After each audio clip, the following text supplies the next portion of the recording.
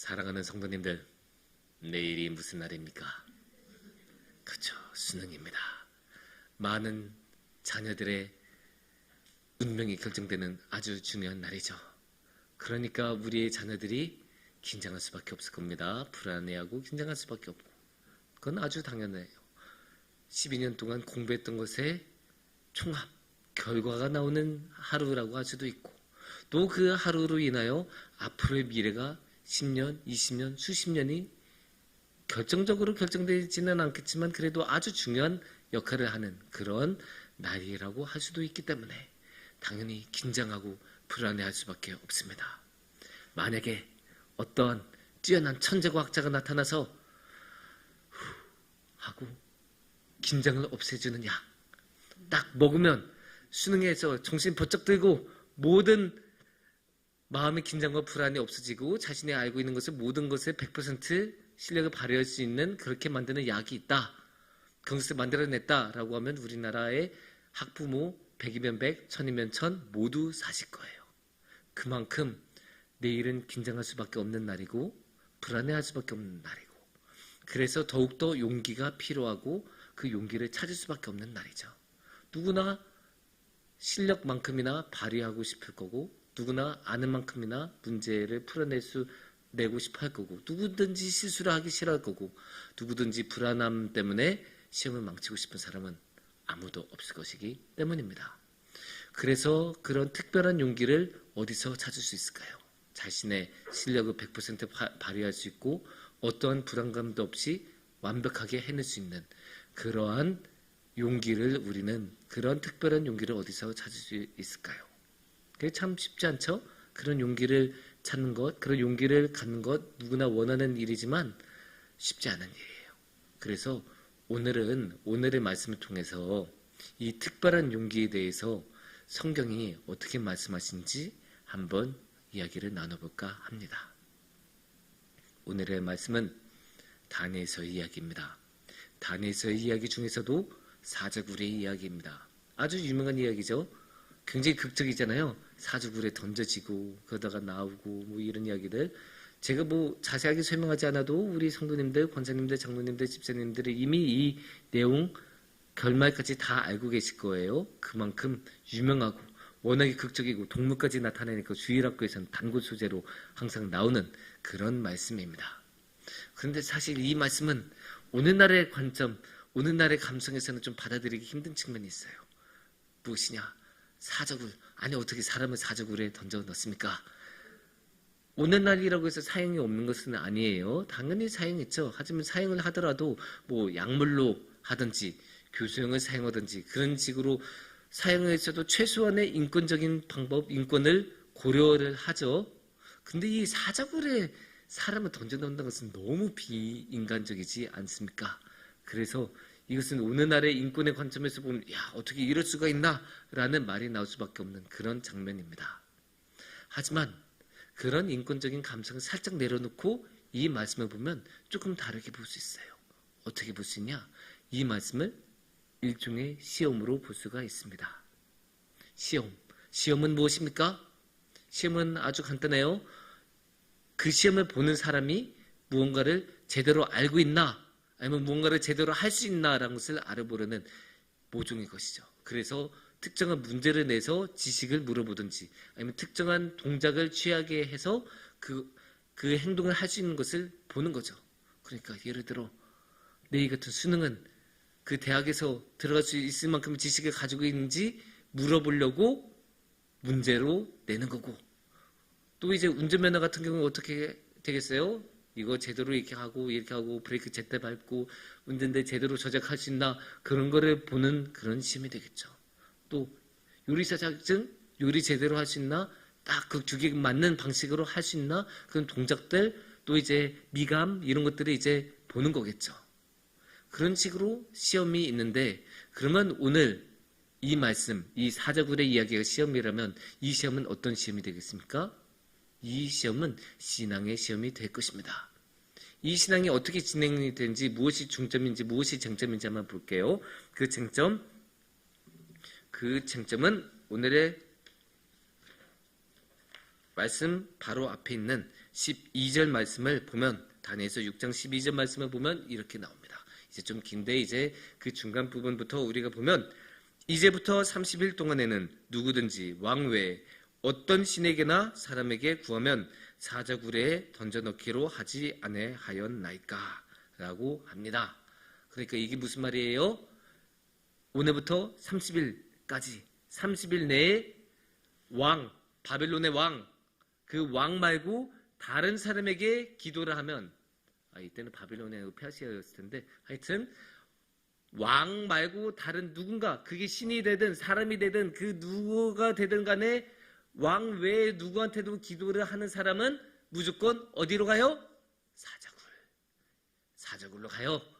무조건 사자굴로 가요. 그러니까 기도를 왕한테만 해야겠죠. 그런 상황이에요. 이게 어떻게 됐어요? 이게 법으로 포고가 된 내용이에요. 법으로 포고가 됐으니까 강제력이 있죠. 그래서 이제 그렇게 된 과정이면 이 믿음의 시험에서는 어떻게 되겠습니까?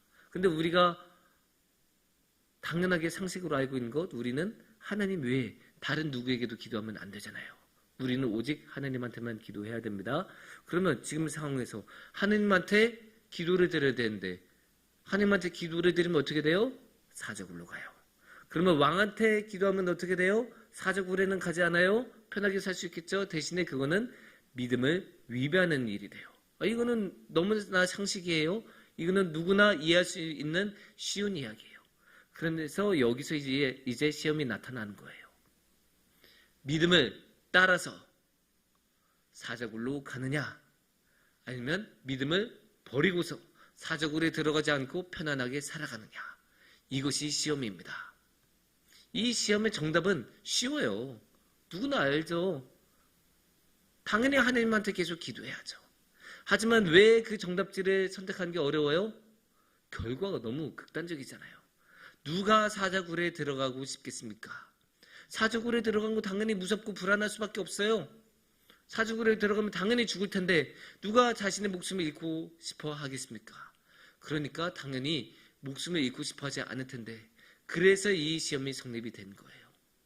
자신의 너무나 소중한 목숨을 보존하고자 하면 믿음을 위배해야 되고, 자신의 그 소중한 자신의 소중한 믿음을 지키고자 하면 자신의 생명을 버려야 하는 그런 상황입니다. 아주 극단적이죠. 그래서 이런 시험 앞에서 사람들은 당연히 불안해할 수밖에 없고, 어떻게 해야 될지 알 수가 없고, 고민에 빠질 수밖에 없고, 그런 상황에 놓이겠죠. 그런데 이런 상황에서 다니엘은 어떻게 합니까? 다니엘이 어떻게 했는지, 뭘 했는지는 안 나오는데 결과는 나와요. 오늘의 말씀 16절을 보면 어떻게 말씀하고 계십니까? 다니엘을 끌어다가 사자굴에 던져 넣는지라. 결과가 나왔죠? 다니엘은 어디로 들어가요? 사자굴로 다 던져 넣었습니다. 그러니까 결과가 사자굴에 던져졌다는 것은 어떤 말이 되겠습니까? 다니엘은 하나님한테 기도를 드렸다. 하나님한테 기도를 드렸으니까 왕의 포고령, 왕의 법령을 어겼고, 그 어긴 결과로 사자굴에 던져지는 거죠. 이런 상황이에요. 제가 만약에 영화 감독이면 영화를 만들기 아주 좋은 장면 아닙니까? 얼마나 극적이에요. 사람도 나오고 막 사자도 나오고 막 왕도 있고 갈등 상황도 분명하고, 사람의 그 단면, 이 고뇌 담아내기 아주 좋은 장면이 아닙니까? 그래서 제가 영화 감독이라면 맨 먼저 딱 사자굴을 비춰줘요. 그럼 사자가 어떻게 하겠어요? 꽝 하겠죠?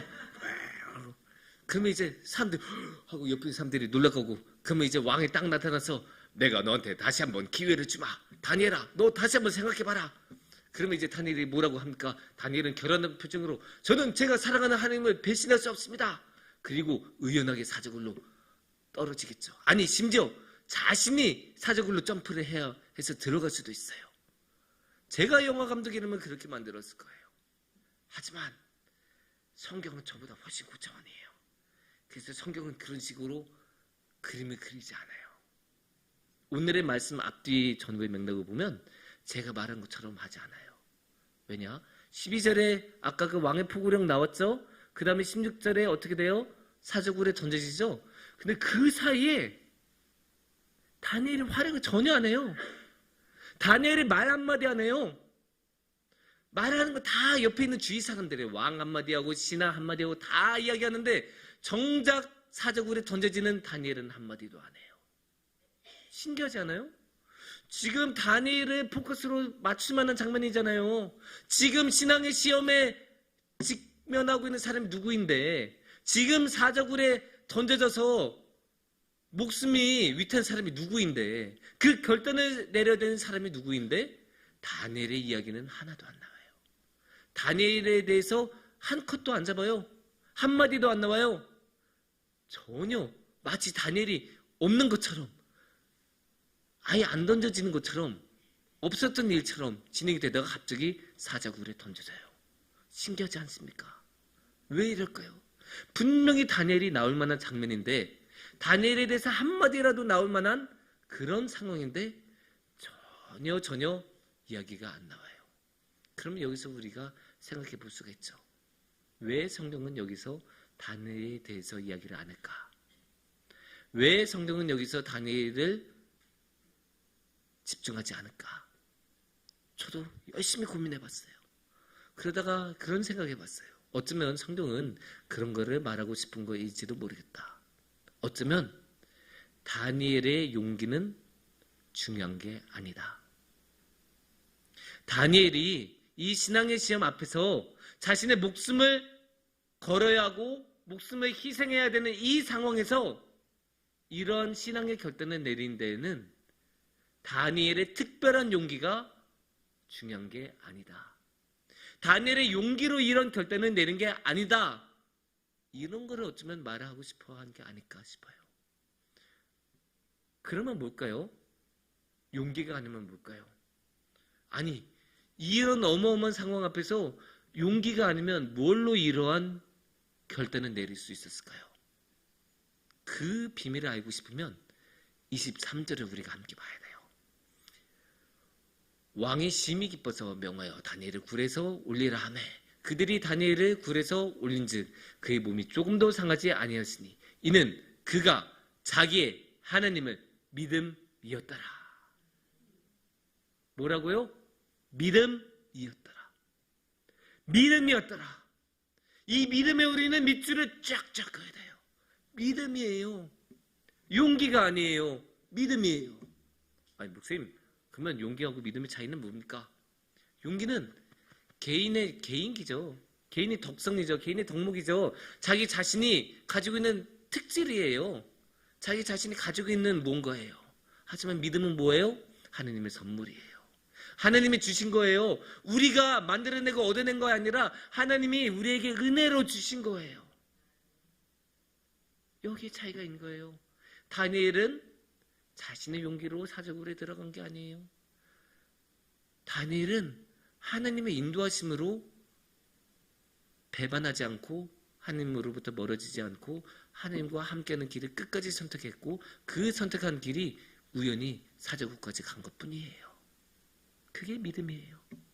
그게 믿음이에요. 그게 용기하고 다른 길이에요. 자기 자신의 능력으로 무슨 어떤 특별한 능력을 가지고 있어서 다니엘이 어떤 특별한 사람이어서 위인이어서 그 길로 간 게 아니라 하나님이 주신 그 믿음이 있었기에 의연하게 사자굴로 갈 수 있었던 거예요. 그런데 여기서 우리가 생각해 볼 게 있어요. 이 믿음, 말이 좋아서 믿음이에요? 아무나 이런 믿음을 가질 수 있겠습니까? 신앙인이라고 해서 다 그런 거 아니잖아요. 우리가 신앙의 시험 앞에서 넘어지고 쓰러진 숱한 신앙인들 봐왔잖아요. 누구나 다니엘처럼 할 수가 없어요. 그러면 다니엘은 어떻게 이런 믿음을 가질 수 있었을까요? 생각해 보자고요. 교회 나온 지 한 달 된 새 신자가 다니엘과 같은 이런 결단을 내릴 수 있었겠습니까? 아니에요. 그러면 다니엘은 어떻게 이러한 믿음을 가질 수 있었을까요? 10절 말씀을 보면 우리가 그 힌트를 알 수 있어요. 10절을 보시면 이렇게 말이 나오죠. 긴데 그 중에 중요한 거를 제가 읽어드리면 전에 하던 대로 하루 3번씩 무릎을 꿇고 기도하며 그의 하나님께 감사하였더라. 뭘 했다고요? 무릎을 꿇고 하루에 3번씩 기도하였더라. 계속 기도했어요. 기도하고. 그런데 그냥 기도한 게 아니에요. 맨 앞에 다시 한번 우리 10절을 보여주시면 특별히 강조해야 되는 말이 뭡니까? 전에 하던 대로. 그러니까 다니엘은 우연히 어느 날 하루 무릎 꿇고 기도한 게 아니에요. 전에 하던 대로, 매일 하던 대로 그렇게 무릎 꿇고 기도한 거예요. 그러니까 다니엘은 그게 매일 하던 일이에요. 너무나 당연하게 하던 일이고 너무나 이거는 체화된 일이에요. 당연히 하는 거고 이거 안 하면 잠도 안 자는 사람이었을 거예요. 다니엘은. 그러니까 다니엘은 특별한 용기를 가지고 있었던 게 아니에요. 특별한 능력을 가지고 있었던 게 아니에요. 특별한 용기가 있었던 게 아니라 매일매일의 기도가 있었던 거예요. 그냥 매일매일 꾸준하게 쌓았던 기도가 이렇게 축적되고 쌓이고 쌓여서 사자굴에도 들어갈 수 있는 믿음까지 커간 거죠. 어떤 특별한 능력이 있어서 그 다니엘만의 그 위대한 능력이 있어서 그 특별한 용기를 가졌던 게 아니라 어떤 누군가가 봤을 때 옆에서 봤을 때는 하찮을 수도 있는 그 한 번의 기도, 그 한 번의 기도가 매일매일 쌓이고 쌓여서 이러한 대단한 사자굴에도 들어갈 수 있는 자신의 목숨마저도 버릴 수 있는 믿음으로 자라난 거예요. 이거 우리가 기억을 해야 돼요. 수능시험도 비슷해요. 똑같아요. 그냥 갑자기 오늘 어떻게 새롭게 가지게 된 그런 용기를 가지고 수능을 치른 게 아니에요. 12년 동안 또는 18년 동안 축적이 되고 매일매일 공부하고 매일매일 펼쳤던 그 책을 펼쳤던 그런 것들 하루하루가 아무것도 아닌 그 차이가 티도 안 나는 그런 하루하루의 공부가 쌓여서 수능의 실력으로 나타나는 거예요. 이게 다 같아요. 얼마 전에 한국 시리즈가 야구에서 있었는데 생각해 보세요. 그 한국 시리즈 만약에 7차전 마지막까지 갔다고 해요. 그리고 9회 말 투아웃에 1점 차예요. 그런 상황에서 타자 딱 갖다 놔요. 한 방이면 동점. 주자가 있을 때 한 방이면 역전. 완전 영웅이 될 수 있어요. 근데 허치면 그냥 게임 끝나고 지는 거예요. 그러니까 우승이 결정되는 결정적인 순간에 타자가 딱 갖다 놓으면 그 사람이 안타 칠 수 있을까요? 없을까요? 아무나 갖다 놓는다고 칠 수 있는 거 아니에요. 그래서 사람들은 말해요. 특별한 용기가 있어서 거기서 안타를 칠 수 있다. 그거를 이제 특별한 용기라는 말을 딱 조금 야구적인 용어로 바꾸면 어떻게 된 줄 아십니까? 새가슴이라는 말로 씁니다. 새가슴. 그러니까 큰 경기에서 활약을 못하는 사람들을 새가슴이라고 야구계에서 자주 이야기해요. 그래서 이제 어떤 기자가 그런 말을 했어요. 수많은 유망주들이 이 새가슴이라는 꼬리표 때문에 소리 없이 사라졌다. 진짜 중요한 거는 매일매일 스윙을 얼마나 많이 하고 매일매일 얼마나 훈련했냐이지 새가슴이냐 아니냐라는 그런 특별한 용기가 기준이 되는 게 아니에요. 매일 밤 스윙 300개씩 하고 러닝 1시간씩 하고 그랬던 게 결정적인 차이를 만들어낸 거죠.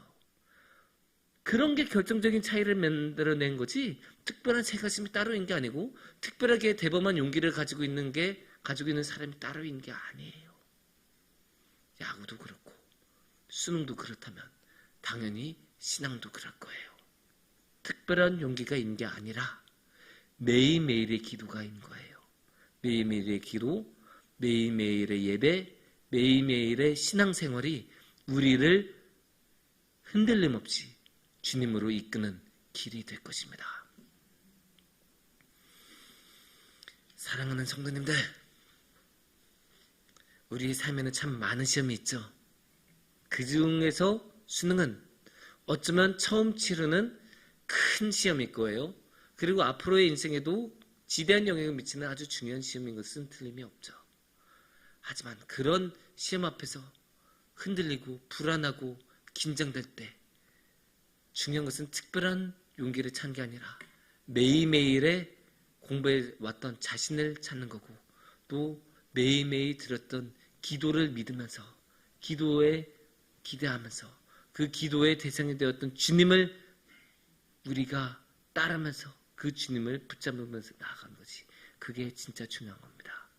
그렇게 매일매일 주님과 함께하여 끝날까지 아무리 큰 시험이 있더라도 어떠한 상황에서도 주님과 함께하는 큰 복을 누리시는 우리 성도님들이 되기를 축원합니다.